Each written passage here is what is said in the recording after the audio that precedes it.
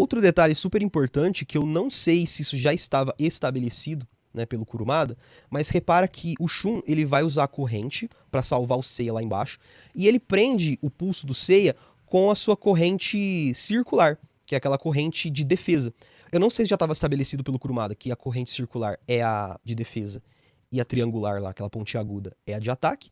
Ele só vai dizer isso lá na Saga das 12 Casas contra o Saga, mas basicamente aqui ele utilizou a corrente de defesa para tentar salvar o Seiya.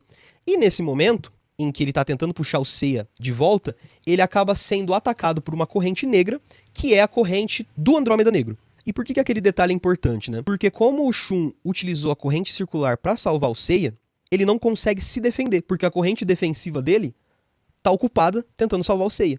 Então a única corrente que o Shun tem é a corrente de ataque.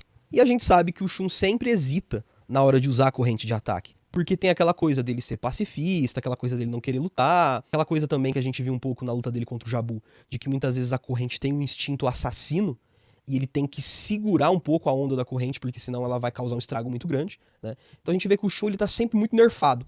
Ele tava nerfado contra o Jabu, porque ele queria segurar o ímpeto da corrente de atacar, porque ele não via sentido naquela luta. Depois ele enfrenta o Ikki e não quer lutar contra o próprio irmão. E agora ele vai enfrentar o Andrômeda Negro, que é um inimigo que ele sabe que é um inimigo, e que ele sabe que ele não vai conseguir dialogar, não vai conseguir conversar com esse inimigo. Porém, o que vai nerfar o Shun aqui é o Seiya, que tá caído lá no abismo e que ele tá utilizando uma das correntes para tentar trazer o Seiya de volta, e qualquer movimento em falso, a corrente pode largar o Seiya e ele cai para ainda mais fundo no abismo. Então é um recurso narrativo que o Kurumada usou para nerfar o Shun mais uma vez, e aí ele vai continuar sempre nerfando eles nas lutas, até que mais pra frente a gente vai ver que o Shun tem esse poder oculto que é muito mais forte do que o dos outros cavaleiros. Curioso pra ver o vídeo completo? Você encontra ele lá no canal dos Manuscribas no YouTube, na playlist Mangás de CDZ.